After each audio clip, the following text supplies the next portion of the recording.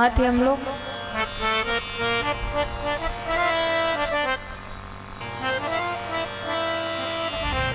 गई महाराज कैलाश पर।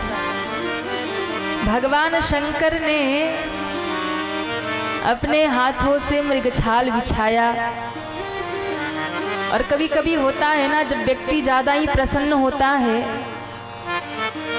तो सब काम अपने हाथों ही कर डालता है।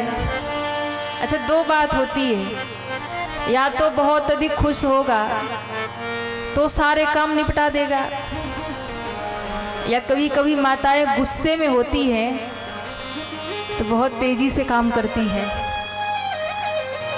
जितना गुस्सा चढ़ा रहेगा ना बच्चों पर, पतिदेव पर, उतने ही तेज बोलती जाएंगी और सारे काम निपटाती जाएंगी।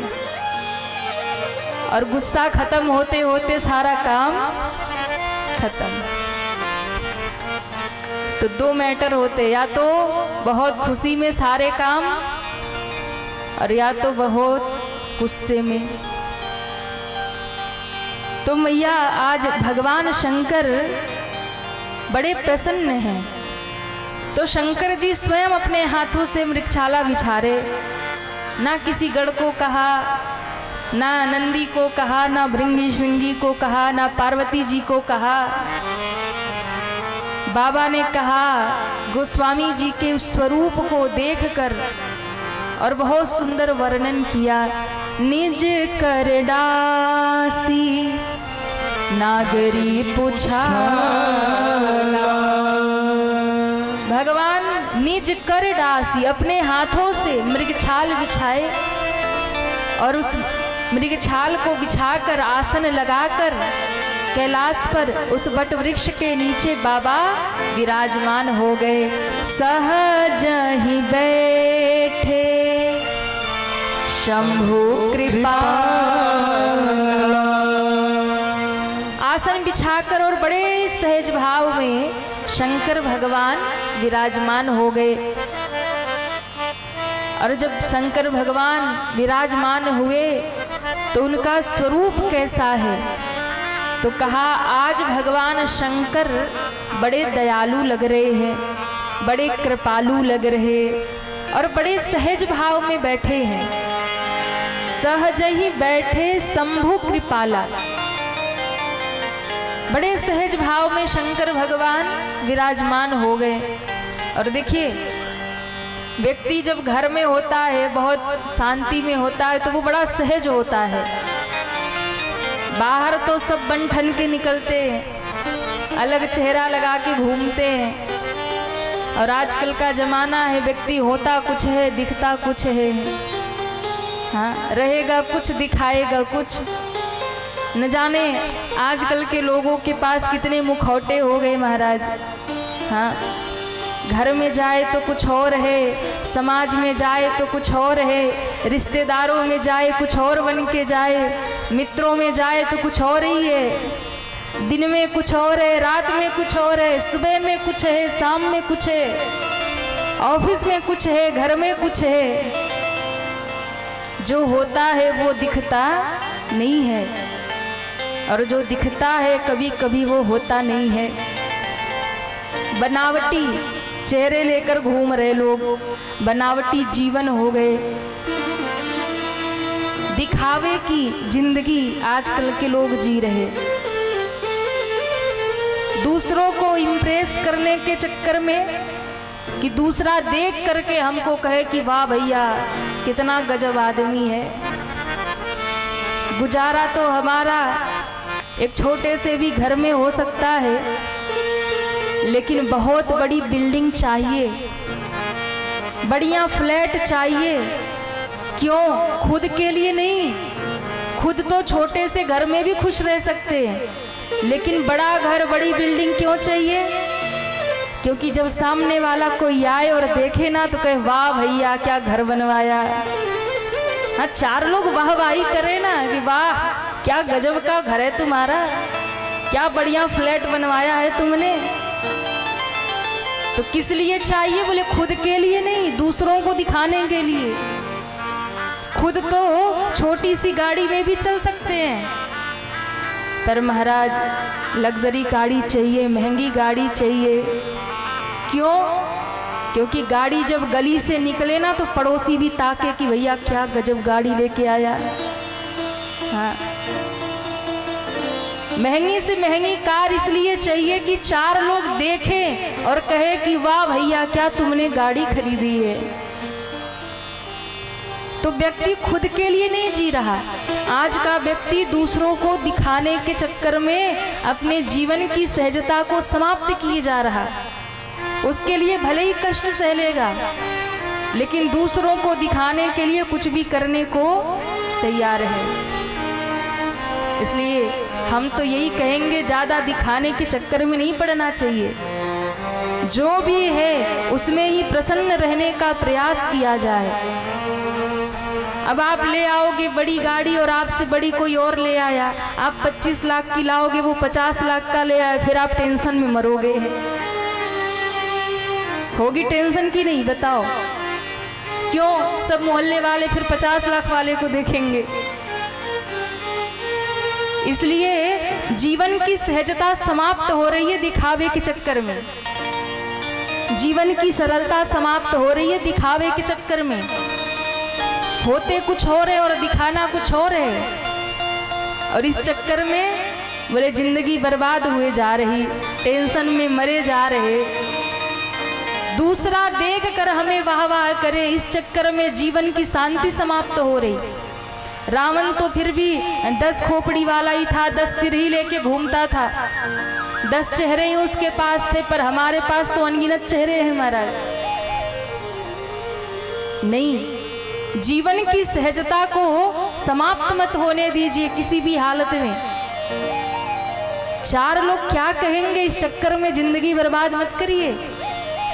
4 लोग जो कहने वाले होते हैं ना, एक दिन चारों कंधे पे उठा के ले जाते हैं और शमशान में डाल के कहते हैं राम नाम सत्य है। अरे भैया झूठे ही तो दुनिया में भाग रहा था, सत्य तो यही है।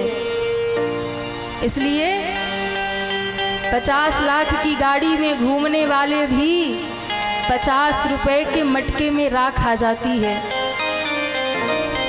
इसलिए ज्यादा दिखावे के चक्कर में नहीं पड़ना, ज्यादा दूसरों को देख करके सर पीटने की आवश्यकता नहीं है। भगवान ने जितना दिया है, जो दिया है, उसी में प्रसन्न रहिए और भगवान का भजन करिए, जीवन में आनंद हो जाएगा। हाँ, जोर से बजा लो ताली, धीरे धीरे बजाते हैं, पड़ोसी सुन ना ले कि हमने ताली बजाई है। कुछ नहीं रखा है, इसलिए जितना मिल जाए, जो मिल जाए, उसमें सहज रहिए, अपने स्वभाव में रहिए। ये सोचकर मत चलिए वो क्या कहेंगे, वो क्या कहेंगे, 4 लोग क्या कहेंगे। अपने आनंद में रहिए। अब आप सोचिए महादेव कौन है? बोले कोई साधारण तो है नहीं महाराज। हाँ, तीसरा नेत्र खुल जाए तो सृष्टि में प्रलय आ जाए, ऐसे देव है महादेव। पराक्रम इतना है, पर स्वभाव कैसा है कि महाराज कितने सहज भाव में स्वयं मृगछाला बिछाकर बैठे। हमारे पास 2-4 नौकर चाकर हो तो हम रोब दिखाते घूमते, हमारे जैसा कौन है। पर शंकर भगवान, त्रैलोक की सत्ता जिनके चरणों में पड़ी रहती है, उन भगवान शंकर को देखिए। सब कुछ होने के बाद भी शंकर भगवान कितने सहज हैं। और इस स्वरूप को माता पार्वती ने देखा। मैया पार्वती ने देखा कि आज शंकर भगवान बड़े प्रसन्न हैं, शंकर भगवान बड़े खुश हैं। मैया को लगा आज अपने मन की बात बाबा से कह दूंगी, और ये सोच करके मैया पार्वती शंकर जी के पास आई। पार्वती भला अवसर जानी, पार्वती भला अवसर जानी, पार्वती भला अवसर जानी, पार्वती भला अवसर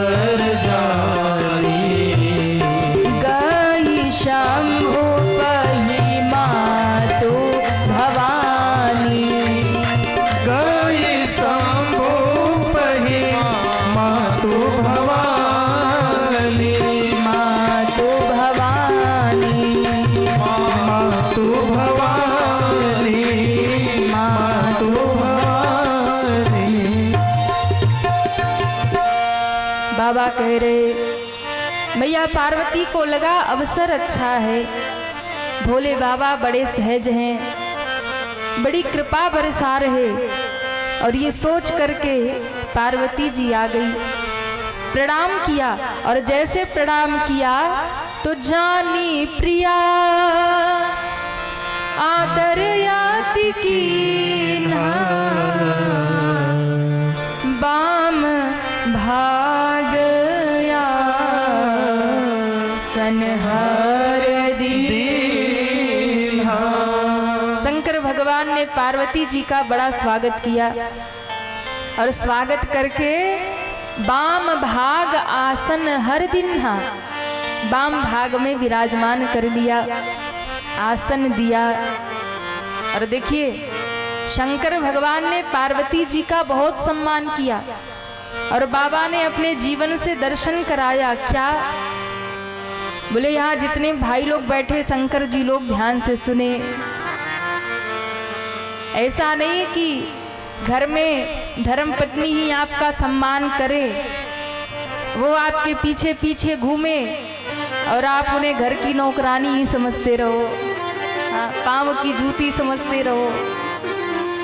शंकर भगवान दर्शन करा रहे हैं, गृहस्थ जीवन तभी सुखमयी होगा जब पति और पत्नी दोनों एक दूसरे का सम्मान करेंगे। ऐसा नहीं कि माताएं पति को देवता माने और ये पांव की जूती समझे। फिर शंकर भगवान ने दिखाया, जानी प्रिया आदर अति किन्हा, यानी घर में माताओं का सम्मान करिए, उनका आदर करिए।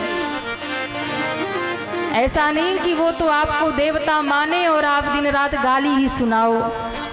हाँ, कई लोग होते हैं ना, मैयाओं को हर समय धमका धमका के रखते, ज्यादा बोलेगी तो मायके छोड़ दूंगा।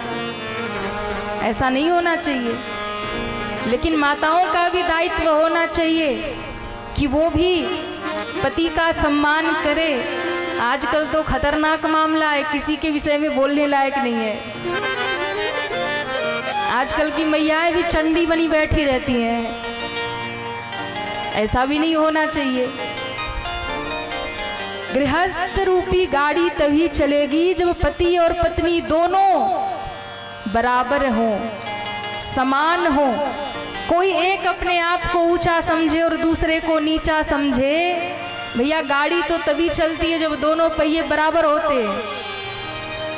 एक पहिया ऊंचा हो और एक नीचा हो तो गाड़ी चलने वाली नहीं है। इसलिए परिवार रूपी गृहस्थ रूपी गाड़ी तभी चलेगी जब पति और पत्नी दोनों पहिए बराबर होंगे। एक तो महाराज खींच के ले चलता हो और दूसरा पीछे खींच रहा हो तो फिर परिवार चलने वाला नहीं है। और ये सिखा रहे हैं शंकर जी कि दोनों को एक दूसरे के प्रति समर्पित होना चाहिए। तो भगवान शंकर ने सम्मान किया तो कभी कभी आप भी सम्मान कर दिया करो। शंकर भगवान ने सम्मान किया और कहा, देवी कुछ कहना चाहती हो, कुछ पूछना चाहती हो? पार्वती जी ने कहा, महाराज मेरे मन में एक प्रश्न है। क्या प्रश्न है? तो कहा, पिछले जन्म में जब मैं सती थी और आपने मुझे वन में 2 राजकुमारों का दर्शन करवाया था। आपने कहा था कि प्रभु ये भगवान हैं, पर मेरे मन में आया था ये कैसे भगवान है जो रो रहे हैं। तो हे प्रभु मैं आपसे यही पूछना चाहती हूँ कि आखिर जो निर्गुण निराकार निरीह निरुपम ब्रह्म है वो साकार कैसे हो गया? और यदि वो साकार भी हो गया तो भगवान को धरती पर क्यों आना हुआ? आप कृपा करके हमें बताइए। और भगवान निराकार है तो साकार कैसे बने? वो यदि जगत के पालक हैं तो दशरथ के कौशल्या के बालक कैसे बने? यदि वो जगत के पिता है तो दशरथ के बेटा कैसे? क्यों धरती पर आए भगवान? कैसे जन्म लिया? कैसे बाल लीला की, कैसे विवाह हुआ और क्या कारण हुआ कि उन्हें वन में जाना पड़ा। वन में गए तो कैसे जानकी जी का हरण हुआ, फिर भगवान ने कैसे असुरों का संहार किया और असुरों का संहार करके किस प्रकार अयोध्या की गद्दी पर विराजमान हो गए, ये सब कथा मुझे सुनाइए। और दोनों हाथ जोड़कर मैया पार्वती ने शंकर भगवान से प्रश्न कर दिया। मैया ने कहा, बाबा जो मैंने पूछा है वो तो बताइएगा, जो नहीं पूछा है वो भी बताइएगा। इसलिए बाबा आप मुझे कृपा करके सुनाइए। आप ये भी मत सोचिएगा कि मैं फिर से राम जी पर संदेह कर रही हूँ, नहीं, क्योंकि संशय रूपी सती तो कब की जल चुकी है। अब आपके सामने जो बैठी है वो श्रद्धा रूपी पार्वती है। इसलिए अब मैं जानना चाहती हूँ, अब मैं सुनना चाहती हूँ राम जी की कथा। वो अपराध जो पिछले जन्म में मैंने किया वो अब नहीं करना चाहती हूँ, अब मैं वास्तव में राम कथा सुनना चाहती हूँ। और माँ पूछ रही है, पूछे मैया शैल कुमारी कथा कहिए भोले भंडारी जी। पूछ मैया शैल कुमारी कथा कहिए भोले भंडारी जी। पूछ मैया शैल कुमारी कथा कहिए भोले भंडारी जी। पूछ मैया शैल कुमारी कथा कहिए भोले भंडारी। प्रथम सो कारण कहूँ बिचारी। प्रथम सुकार कहूँ विचारी। प्रथम सो कारण कहूँ बिचारी। प्रथम सुकार कहूँ विचारी। निर्गुण ब्रह्म सगुण बपुधारी। निर्गुण ब्रह्म सगुण बाबुधारी। निर्गुण ब्रह्म सगुण बपुधारी। निर्गुण ब्रह्म सगुण बाबुधारी। ब्रह्म बने ब्रह्म बने ब्रह्म बने अवध बिहारी कथा कहिए भोले भंडारी जी। ब्रह्म बने अवध बिहारी कथा कहिए भोले भंडारी। पूछ मैया शैल कुमारी कथा कहिए भोले भंडारी जी। पूछ मैया शैल कुमारी कथा कहिए भोले भंडारी। सभी तालियां बजाते हुए जय हो।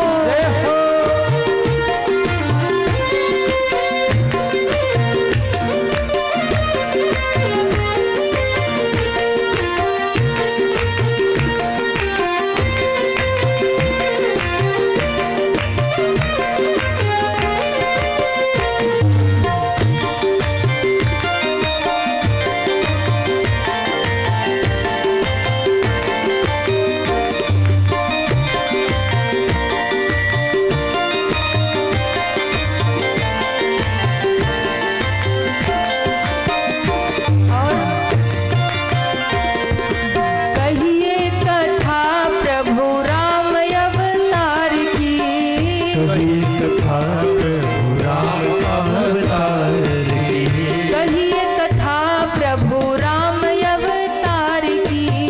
कहिए कथा प्रभु राम अवतार की। महाकाल कहिए बाल चरित उदार की। महाकाल कहिए बाल चरित उदार की।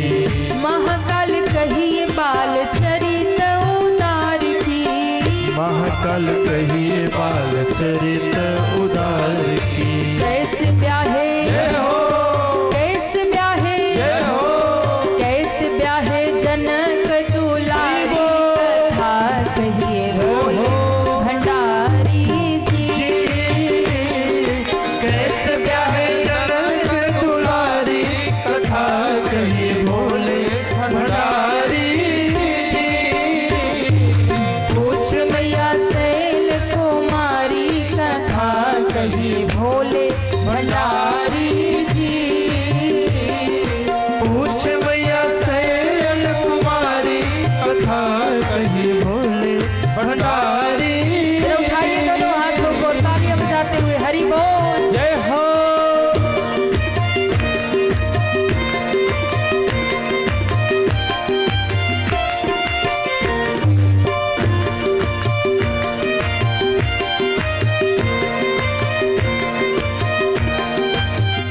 राधे राधे।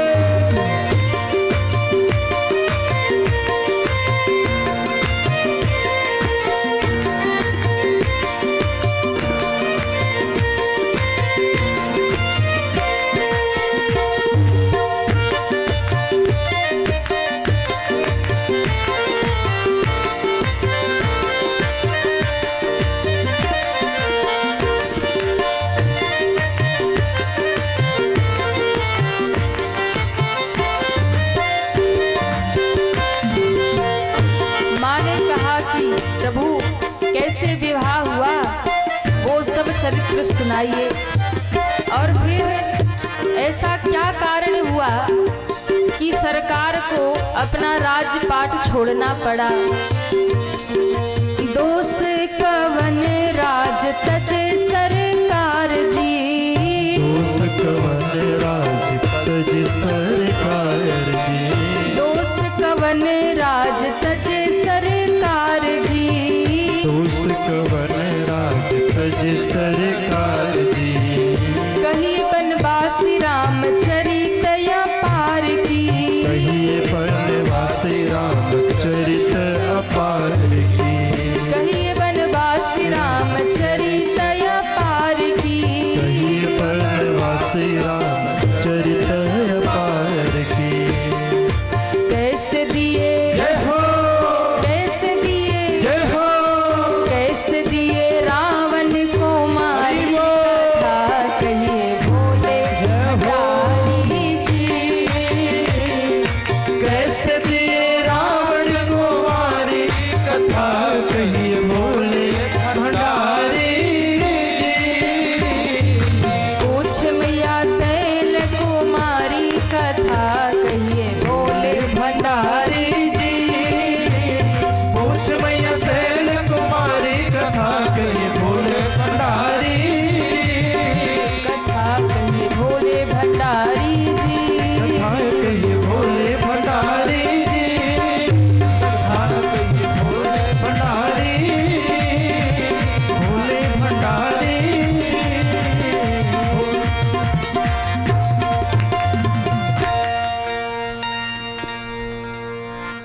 कैसे दिए रावण को मारी कथा, कहिए भोले भंडारी जी। अरे पूछे मैया शैल कुमारी कथा, कही भोले भंडारी जी। माँ ने प्रश्न किया कि बाबा जो मैंने पूछा वो सुनाइए, जो नहीं पूछा वो भी सुनाइए। ब्रह्म बने अवध बिहारी कथा, कही भोले भंडारी जी। जो ब्रह्म है, जो निराकार है, वो साकार कैसे हो गया? ब्रह्म बेटा कैसे बन गया? दशरथ के आंगन में क्यों भगवान को आना पड़ा? और कहते हैं माँ के प्रश्न को सुनते सुनते महादेव की समाधि लग गई। माँ के प्रश्न को जब बाबा ने सुना तो बाबा ध्यान मग्न हो गए। क्यों? क्योंकि महादेव सबसे अधिक प्रेम करते हैं भगवान से, राम से।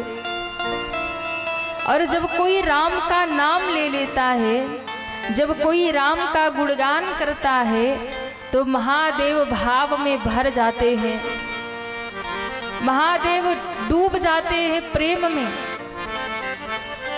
और जब आज माता ने राम जी के विषय में पूछा, राम कथा पूछी, तो उस बात को सुनकर महादेव इतने विभोर हुए, नेत्र बंद हो गए और हृदय में ही राम जी का दर्शन होने लगा। महाराज महादेव की आंखें बंद हो गई, मगन हो गए और भीतर ही भीतर राम का दर्शन हो रहा, भीतर ही भीतर राम कथा चलने लगी, प्रकट हो गई।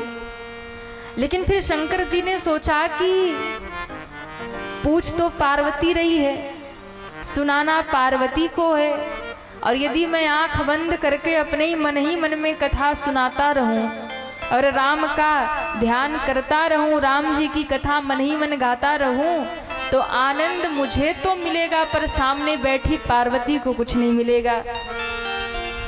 इसलिए यदि पार्वती को कथा सुनाना है तो फिर मुझे अपने मन को बाहर खींचना पड़ेगा। ये आनंद जो भीतर चल रहा है इसे बाहर निकालना पड़ेगा। अच्छा, आप लोग यहाँ कथा सुनने बैठे हैं और अभी हम आंख बंद करके ध्यान लगा के और मन ही मन कथा गाए, तो कहिए आप लोग को कुछ मिलेगा? हमें तो भीतर भीतर आनंद आएगा भगवान के गुणों का चिंतन करके, उनके नाम को स्मरण करके, दर्शन करके।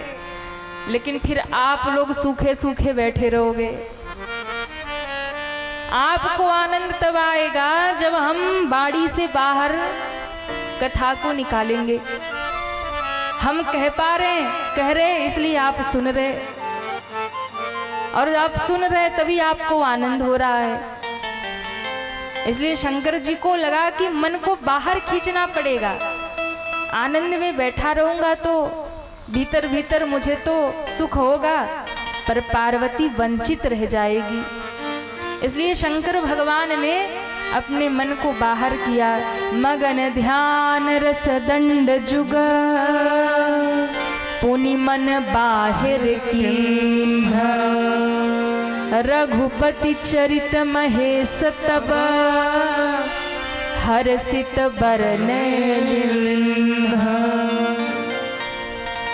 भगवान ने ध्यान किया राम जी का और मन बाहर खींचा। मगन ध्यान रस दंड जुग पुनि मन बाहिर किन्ह, और मन को बाहर करके तब भोलेनाथ ने माता पार्वती जी से कहना शुरू किया, देवी आप धन्य हो। पहला शब्द शंकर भगवान ने क्या कहा? देवी आप धन्य हो। और एक बार नहीं 2 बार कहा। भोले बाबा ने कहा, धन्य धन्य गिरिराज कुमारी, धन्य धन्य गिरिराज कुमारी, तुम समान नहीं को उपकारी, तुम समान नहीं को उपकारी।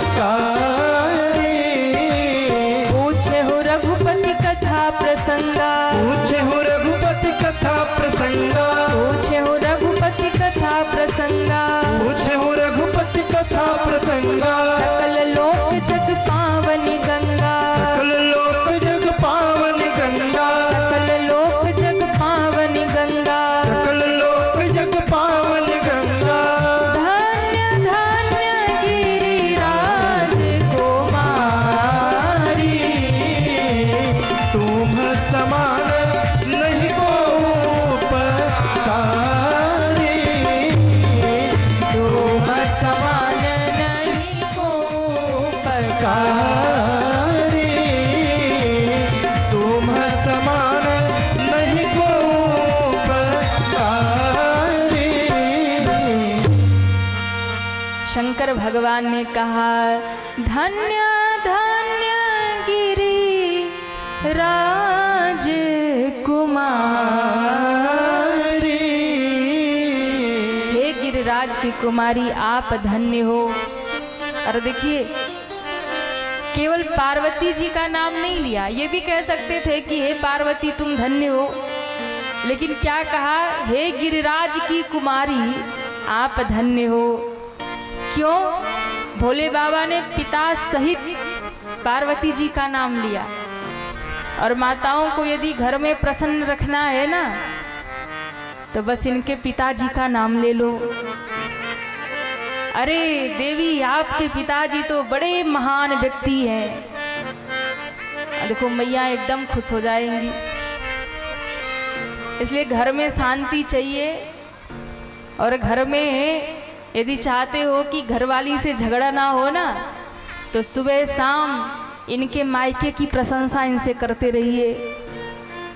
हाँ, अरे देवी आपके भैया तो ऐसे हैं, आपके मायके में तो ऐसे है, आपके पिताजी तो ऐसे। मैया एकदम खुश, क्योंकि माताओं को बड़ी प्रिय होती मायके की प्रशंसा। तो इसलिए शंकर भगवान ने आज पार्वती जी को प्रसन्न करने के लिए कहा, हे गिरिराज की कुमारी आप धन्य हो। अब पिता का नाम आ गया तो माता एकदम प्रसन्न हो गई। अच्छा, एक और बात है क्या, पिछले जन्म में सबसे अधिक दुखी माँ पिता से ही हुई थी। सबसे अधिक कष्ट उन्हें पिता से ही मिला था और पिता से ही कष्ट पाकर के माँ ने शरीर का त्याग भी किया था। इसलिए इस बार भगवान शंकर उन्हें पिता सहित नाम लेकर के उनकी प्रशंसा कर रहे हैं कि हे गिरिराज की कुमारी आप धन्य हो। और एक तो आप धन्य हो और दूसरे मैं भी धन्य हूँ। धन्य धन्य बाबा ने 2 बार कहा, गिरिराज कुमारी। एक तो आप धन्य हो और दूसरे हम धन्य हैं। तो आप क्यों धन्य हैं? तो कहा, देवी पहले तो आप धन्य हो क्योंकि आपने राम कथा पूछी है, और दूसरे हम धन्य हैं क्योंकि आपके कारण ही अब हम आपको राम जी की कथा सुनाएंगे, इसलिए हम भी धन्य होंगे। आपने जो कथा पूछी है ना, ये कथा कोई साधारण नहीं है। सकल लोक जग पावनी गंगा, सारे जगत को पावन करने वाली ये राम कथा की गंगा है। और मैं कई बार कहती हूँ, शंकर जी के द्वारा 2 गंगा प्रकट हुई। कितनी गंगा? 2 गंगा। एक गंगा शंकर जी की जटा से बही और दूसरी गंगा शंकर जी के मुख से प्रवाहित हुई। तो दोनों गंगा में थोड़ा थोड़ा अंतर है। क्या? बोले एक गंगा जो जटा से बही वो भागीरथी गंगा कहलाई, और एक गंगा जो भगवान शंकर के मुख से प्रवाहित हुई वही गंगा राम कथा की गंगा कहाई। ये वही राम कथा की गंगा है जो महादेव के मुख से प्रवाहित हुई। तो शंकर भगवान कहते हैं, देवी जो गंगा जटा से निकली वो तो कुछ का ही कल्याण कर पाएगी। क्यों? क्योंकि जो जटा से गंगा निकली भागीरथी गंगा, वो तो उसका ही उद्धार करेगी जो उस तक पहुंच जाएगा। भैया गंगा स्नान करना हो तो पहले आपको गंगा जी के तट पर पहुंचना पड़ेगा। पहले मन बनाना पड़ेगा कि गंगा जी नहाने जाना है। उसके बाद बोले अकेले तो जाएंगे नहीं। क्यों? अकेले गए और डुबकी लगाएं और कोई सामान लेके गायब हो गया, तो 2-4 कुछ साथ भी होने चाहिए। तो 2-4 जनों को तैयार किया, भैया चलो गंगा नहाया वे। 2-4 लोगों को तैयार किया, कुछ जरूरी सामान रखा, कुछ धन भी रखा और बड़ी व्यवस्था करके तब हम गंगा जी के तट पर पहुंचते हैं। और गंगा के किनारे जाके और कहीं पता चला मन बदल गया कि भैया बड़ी सर्दी लग रही है, तुम लोग नहा लो, हम किनारे से दर्शन कर ले रहे हैं। कई इतने अभागे होते हैं ना, गंगा जी के किनारे जाके भी जल ऊपर आचमन कर लेंगे, हर हर गंगे हो गया हमारा स्नान। अरे भैया जब सौभाग्य मिल ही गया कि सामने गंगा जी है तो लगा लो गोता, लगा लो 2 डुबकी। लेकिन कई लोग होते हैं वो जल ऐसे ऐसे डालेंगे, मन चंगा तो कठौती में गंगा। हो गया हमारा हर हर गंगे। तो गंगा जी के किनारे भी जाके गंगा नहाने का सौभाग्य मिलेगा कि नहीं मिलेगा कोई भरोसा। मन पापी है, बदल जाएगा, नहीं नहाएगा। और हम तो मन के इशारों पे चलते हैं, मन कहेगा नहीं नहाना तो बोले नहीं नहाना। तो गंगा जी स्नान करने में बड़ी समस्या है, और इतना सब करने के बाद भी पहुंचो और पता लगा स्नान ही नहीं कर पाए, जाके मन बदल गया। तो महाराज गंगा तो उसी का उद्धार करेगी जो गंगा में जाके डुबकी लगाएगा। और दूसरी बात, गंगा तो उसी क्षेत्र को पावन करती है जहाँ से प्रवाहित होती है। जिस नगर से, जिस प्रांत से गंगा बहती है, जिस गांव से गंगा निकलती है, उसी को पावन करती है, उसी को धन्य करती है। पर बाबा भोलेनाथ ने कहा, देवी वो गंगा तो कुछ ही स्थान को धन्य करती है, जिस नगर से, गांव से, जिस प्रांत से बहेगी उसी भूमि को धन्य करेगी। पर ये राम कथा की जो गंगा है, ये सकल लोक जग पावनी गंगा, ये राम कथा की गंगा तो घर घर जाकर लोगों को धन्य कर देगी। ये तो गांव गांव में प्रवाहित हो जाएगी। और ईमानदारी से बताइए, यहाँ जितने लोग कथा में बैठे हैं, गंगा जी नहाना होगा, गांव छोड़ना पड़ेगा, नगर छोड़ना पड़ेगा, अपना प्रदेश भी छोड़ना पड़ेगा यदि उस प्रदेश में गंगा जी नहीं है तो बोले महाराज गंगा जी नहाने के लिए आपको बहुत दूर दूर तक यात्रा भी करना पड़ सकता है, और जो देश के बाहर रहते हैं उन्हें तो अपना देश ही छोड़ के आना पड़ेगा, तब आकर के वो गंगा जी नहा पाएंगे।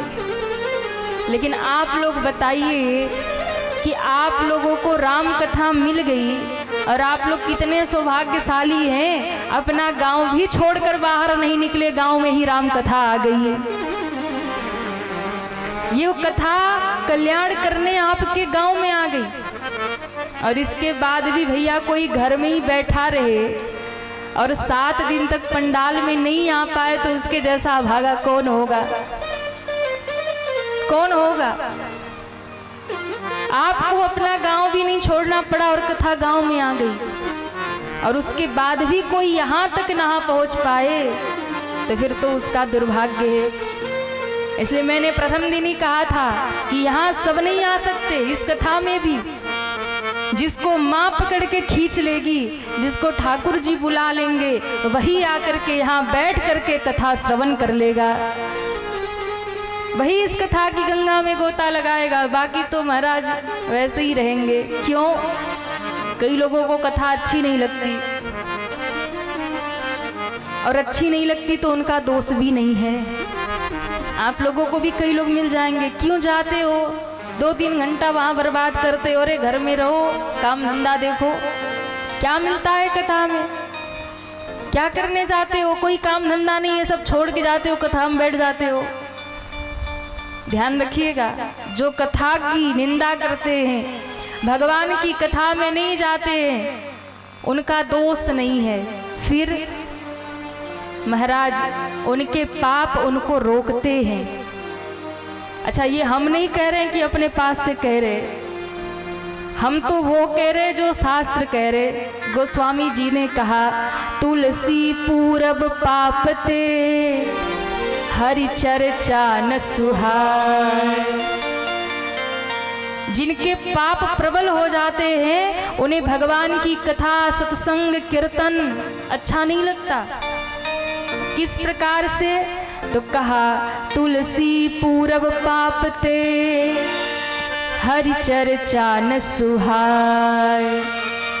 जैसे ज्वर के जोर से भूख विदा होई जाए। किसी को भयानक बुखार चढ़ा हो और भयंकर बुखार में आप उसको मिश्री खिला दो तो नीम जैसी कड़वी लगेगी महाराज। आप मिठाई भी खिला दो तो वो तीखी लगेगी, और वो कहेगा भैया क्या कड़वी कड़वी खिला रहे हो। अब महाराज उसे कड़वी लग रही तो इसका अर्थ ये तो नहीं है कि मिठाई कड़वी हो गई है, मिश्री तीखी हो गई है, ऐसा तो नहीं है। वो तो मीठी है पर उसे कड़वी लग रही है क्योंकि बुखार चढ़ा है। तो भगवान की कथा तो रसमयी है, भगवान की कथा तो बड़ी सुंदर है, शांति देने वाली है, पर हमें अच्छी नहीं लगती है क्योंकि हमारे ऊपर पापों का बुखार चढ़ा है। इसलिए हम कहते क्या रखा है कथा में, क्या रखा है मंदिर में, क्या रखा है सत्संग में, और हम दूर हो जाते हैं भगवान से। तो भगवान शंकर ने कहा, देवी ये राम कथा की जो गंगा है, सकल लोक जग पावनी गंगा, सकल लोक जग पावनी गंगा, सकल लोक जग पावनी गंगा, सकल लोक जग पावनी गंगा, सकल लोक जग पावनी गंगा, सकल लोक जग पावनी गंगा।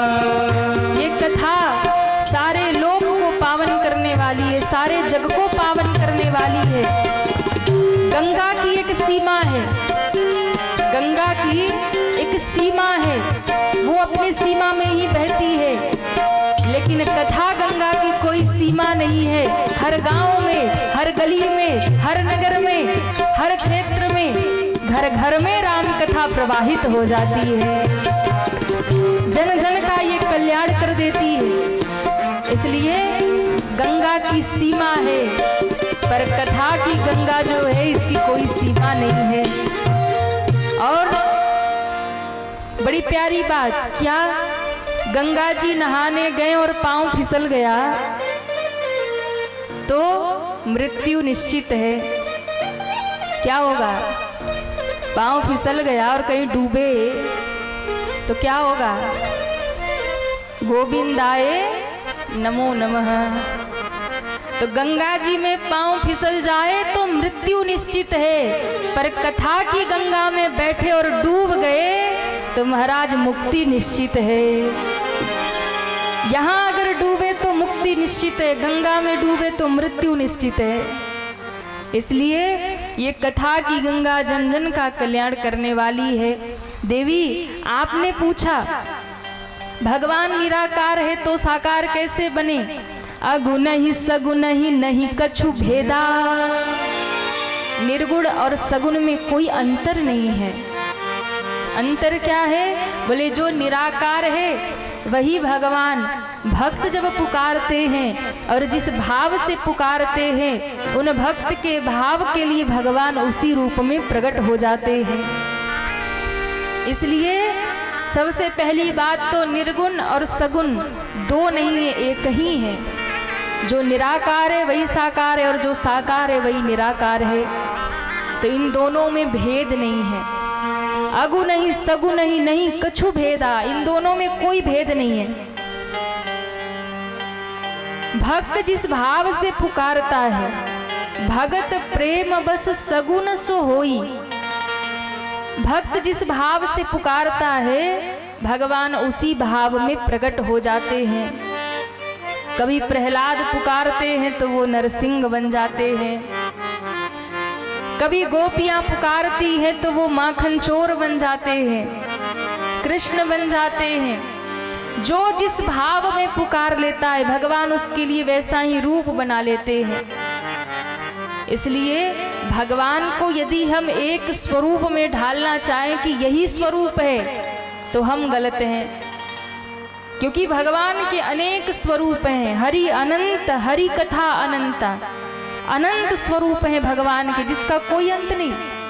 वो कब क्या बनेंगे कोई भरोसा नहीं है। कब सूकर बन जाएंगे, कब कक्षप बन जाएंगे, कछुआ बन जाएंगे, कब मोहिनी बन जाएंगे, कब वो नरसिंह बन जाएंगे, कोई नहीं कह सकता कि भगवान इसी रूप में रहेंगे। भक्त को सुख देने के लिए वो कुछ भी बन सकते हैं। बस पुकारने की आवश्यकता है। आप किस भाव से पुकार रहे हैं, आप कितने प्रेम से पुकार रहे हैं। और जितना प्रेम से आप पुकारेंगे और जिस भाव में पुकारेंगे, उसी भाव में भगवान आपके सामने प्रकट हो जाएंगे। बस हमें पुकारने की देर है। द्रौपदी ने पुकारा तो भगवान साड़ी बन के लिपट गए, वस्त्रावतार हो गया, वस्त्र बन के भगवान आ गए।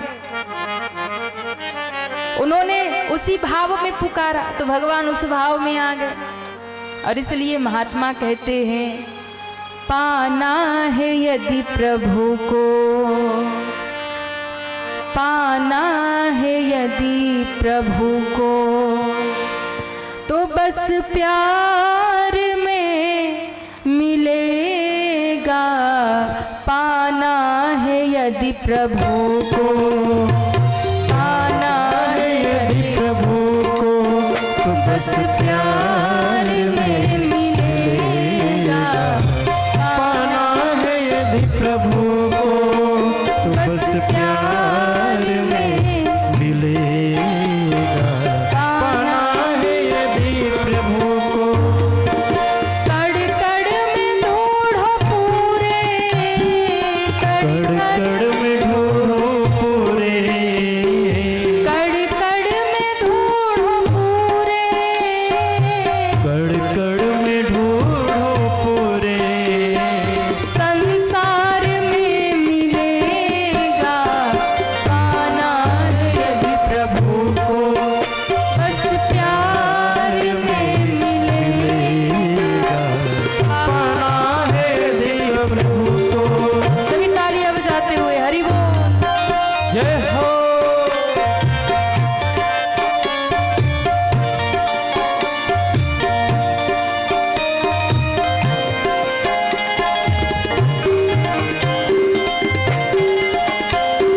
विराट है।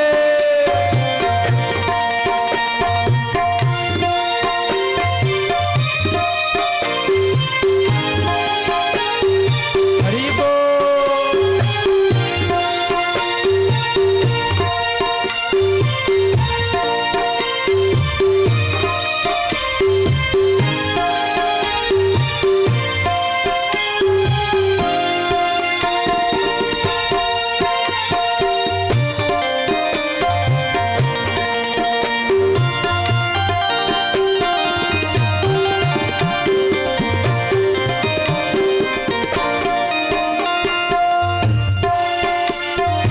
फूलों के बीच खुशबू बनकर महक रहा है।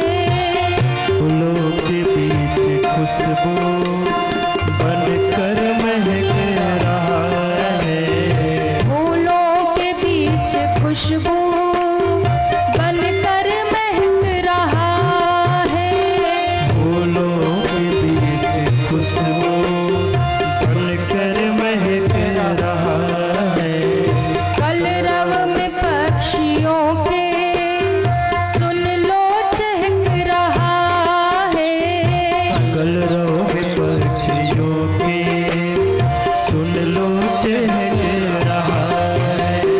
फूलों के पास ढूंढो, फूलों के पास ढूंढो, फूलों के पास ढूंढो, फूलों के पास ढूंढो। हर खार में मिलेगा। पाना है प्रभु को, तो बस प्यार में मिलेगा।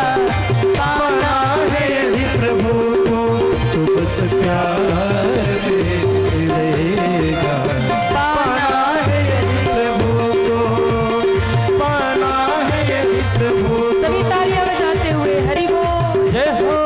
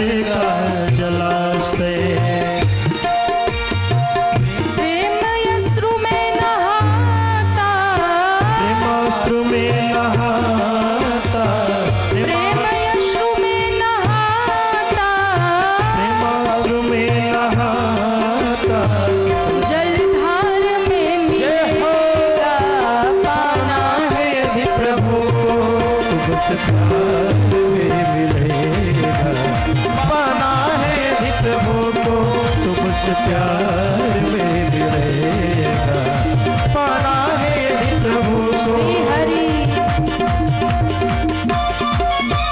हरि बोल।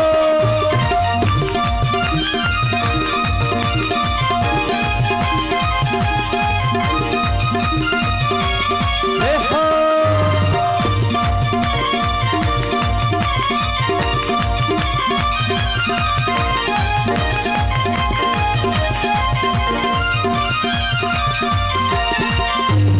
राधे।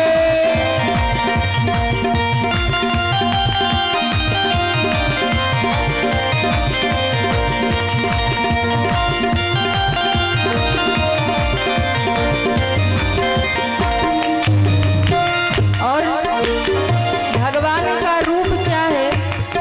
कहा भगवान का कोई रूप नहीं है। जिस रूप में भक्त पुकारेगा, जिस भाव में पुकारेगा, भगवान उसी रूप में उसी भाव में प्रकट हो जाते हैं।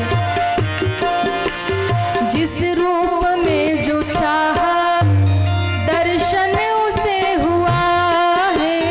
जिस रूप में जो चाहा दर्शन उसे हुआ है। जिस रूप में जो चाहा दर्शन उसे हुआ है। जिस रूप में जो चाहा दर्शन उसे हुआ है। भक्तों का मेरे प्रभु का ऐसा ही सिलसिला है। भक्तों से मेरे प्रभु का ऐसा ही सिलसिला है। भक्तों से मेरे प्रभु का ऐसा ही सिलसिला है। भक्तों से मेरे प्रभु का ऐसा ही सिलसिला है। तट पर किसी को राही, तट पर किसी को राही, तट पर किसी को राही, तट पर किसी को राही, मझधार में मिलेगा पाना है यदि प्रभु को तो बस प्यार में मिलेगा। पाना है यदि प्रभु को तो बस प्यार में मिलेगा। पाना है यदि प्रभु को तो बस प्यार में मिलेगा। पाना है यदि प्रभु को। कड़ कड़ में ढूंढो पूरे, कड़ कड़ में ढूंढो पूरे, हर घर में मिलेगा। पाना है यदि प्रभु को तो बस प्यार में मिलेगा। पाना है यदि प्रभु को, पाना है यदि प्रभु को, पाना है यदि प्रभु को। कड़ कड़ में ढूंढो पूरे संसार में मिलेगा। पाना है यदि प्रभु को तो बस प्यार में मिलेगा। पाना है यदि प्रभु को। तो भगवान केवल और केवल प्रेम में प्रकट होते हैं। प्रेम से प्रकट हो ही मैं जाना। भगवान शंकर ने कहा देवी, भगवान का कोई रूप नहीं है, ना तो वो निराकार है ना तो वो साकार है। जो जिस भाव में पुकार लेगा, जो निराकार मानता उसके लिए निराकार बन जाते, जो साकार मानता उसके लिए प्रकट हो जाते हैं। यही भगवान का स्वरूप है। और रही बात कि वो जो ब्रह्म थे वो बालक कैसे बन गए, जो जगत के पिता वो दशरथ के बेटा कैसे बने। तो देवी भगवान धरती पे अवतार तब तब लेते हैं जब जब धरती पर अधर्म बढ़ता है, पाप बढ़ता है। और जब अधर्म पाप बढ़ता है, अत्याचारी बढ़ते हैं, तो उस समय भगवान धरती पर अवतरित होकर के धर्म की स्थापना करते हैं। धर्म की स्थापना के लिए भगवान धरती पर आते हैं। और उन असुरों का संहार करके, उन आताताइयों का संहार करके भगवान धर्म स्थापित करते हैं। इसलिए भगवान धरती पर अपने भक्तों को सुख देने के लिए, लीला करने के लिए अवतरित होते हैं। और आपने पूछा राम जी का अवतार धरती पर क्यों हुआ, राम रूप में क्यों आना पड़ा? तो राम जन्म के हेतु अनेका, परम विचित्र एक ते एका। भगवान राम को धरती पर आने के अनेक कारण है और एक से बढ़कर एक विचित्र कारण है, पर शंकर भगवान ने यहाँ केवल 5 कारण बताए भगवान के धरती पर आने के। देवी मुख्य रूप से 5 कारण सुनाता हूँ। तो 5 कारण कौन कौन से हैं? तो सबसे पहला कारण, भगवान के 2 द्वारपाल हैं, जय और विजय। तो उन जय और विजय को एक बार सौनकादिक ऋषियों ने श्राप दे दिया और उन्हें जब श्राप लगा कि तुम राक्षस बनोगे, तो उनके उद्धार के लिए भगवान को धरती पर आना हुआ। क्योंकि 3 जन्मों का श्राप लगा था कि तुम 3 जन्मों तक राक्षस बनोगे। दर्शन करने जाना था भगवान का, द्वारपालों ने रोका, हम नहीं जाने देंगे।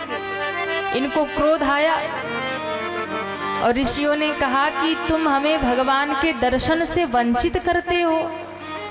किसी को भजन करने से रोकना सबसे बड़ा पाप है।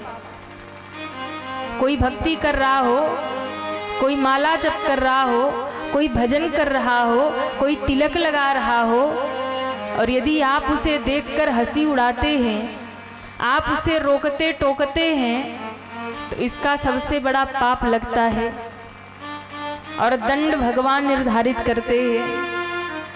इसलिए यदि आप भजन ना कर सको, आप तिलक ना लगा सको, आप माला ना जप सको, आप मंदिर ना जा सको, आप कथा में ना जा सको, तो जो ऐसा करते हैं उनका मजाक मत बनाओ, उनकी निंदा मत करो, उनकी हंसी मत उड़ाओ। पर कई लोगों की आदत होती है, कोई तिलक लगा के घर से बाहर निकले ना, देखो देखो बहुत बड़े के ज्ञानी बन रहे, बहुत बड़े भगत बन रहे। 2 दिन कोई मंदिर निकल जाए, अरे देखो रोज मंदिर पहुंच जाती डलिया लेके, बड़ी भक्तिन बन रही है। घर में कोई भजन करने लग जाए, घर में कोई भक्ति करने लग जाए, तो बोले घर वाले बोलने लगते हैं बाबा जी बनना है क्या? आप बैठकर पूजा करने लग जाओ, अरे आजकल बड़े पूजा पाठ कर रहे हो। क्योंकि जमाना उल्टा है ना। आजकल आप बुरा बनोगे तो 10 आपके साथ खड़े हो जाएंगे, पर यदि आप अच्छे काम करोगे ना, तो आपको 50 टोकने वाले मिल जाएंगे, टोकने वाले मिल जाएंगे। अगर आप कुछ अच्छा करोगे, क्या बात है भैया आजकल बड़े अच्छे बन रहे हो। जमाना उल्टा है। कोई बुरा काम करो तो 4 और साथ में आ जाएंगे, अच्छा काम करो तो बड़े अच्छे बन रहे हो, क्या बात है। तो आप भजन ना कर सको कोई बात नहीं, पर इतना प्रयास करो, अगर कोई भजन कर रहा है तो उसके भजन में बाधा मत बनो। आप भक्ति नहीं करते कोई बात नहीं, आप कथा सुनने नहीं जाते कोई बात नहीं, पर प्रयास करो कि अगर कोई जा रहा है तो उसके मार्ग में बाधा मत बनो। और यदि आप बाधा बन करके सामने आ रहे हैं, तो फिर शास्त्रों ने बताया है कि जो भगवान से मिलने से किसी भक्त को रोकता है, भक्ति करने से किसी को रोकता है, तो महाराज दंड भगवान देते हैं फिर। इसलिए कभी भी कोई भजन कर रहा हो, कोई माला कर रहा हो, कोई तिलक लगा रहा हो, कोई मंदिर जा रहा हो, तो उसके लिए कभी भी एक शब्द नहीं कहना, और कोई कहे तो सुनना भी मत। ऐसा नहीं कि सामने वाला कह रहा था हम तो खाली सुन ही रहे थे। भैया चोरी करो या टार्च दिखाओ, बात एक ही है। हाँ, ताला तोड़ने वाले को यदि आपने टार्च दिखा दिया तो बराबर की हिस्सेदारी है। आपको हम तो चोरी नहीं किए थे, चोरी किया था, हम तो खाली टार्च दिखाए थे उसको ताला तोड़ने में। बराबर की हिस्सेदारी होती है। इसलिए शास्त्र कहता है कभी भी किसी को भक्ति करने से रोकना टोकना नहीं चाहिए। कोई निंदा करे तो सुननी भी नहीं चाहिए। अब किसकी क्या भावना है, कोई दिखावा कर रहा, कोई सच कर रहा, हमसे क्या लेना देना। पर हम बैठ जाते, देखो दिखावा सब चल रहा है, कुछ नहीं अंदर। हम कौन होते निर्धारित करने वाले, दिखावा कर रहा है कि सही में कर रहा है, उसकी वो जाने भैया, हम क्यों बोलने जाएं। इसलिए अपराधों से बचिए। तो इन्होंने रोका दर्शन करने से। सनत कुमारों को कहा भीतर मत जाओ, भगवान विश्राम कर रहे। कहा हम दूर से बस अपने प्रभु को देखकर लौट जाएंगे। बोले नहीं जाने देंगे। और जब रोक दिया जाने से तब इन्होंने श्राप दे दिया, तुम बैकुंठ में रहते हो और हमें भगवान के दर्शन से रोकते हो। तुम यहाँ रहने के अधिकारी नहीं हो। जो भक्त और भगवान के बीच में बाधा बन जाए, ऐसे द्वारपाल बनने के तुम भगवान के योग्य नहीं हो। इसलिए हम तुम्हें श्राप देते, तुम धरती पे जाओ और 3 जन्मों तक राक्षस बनोगे। श्राप लगा, द्वारपाल रोने लगे। उसी समय भगवान भी प्रकट हो गए। भगवान ने प्रकट होकर के सबको शांत किया और कहा देखो अब श्राप तो लग गया है और इसका निदान तभी होगा जब हम धरती पे अवतार लेकर आएंगे और तुम्हारा उद्धार करेंगे। इसलिए अब इस श्राप को तो सिरोधार्य करो। लेकिन ऋषियों ने कहा कि 2 रास्ते आपके पास हैं। क्या?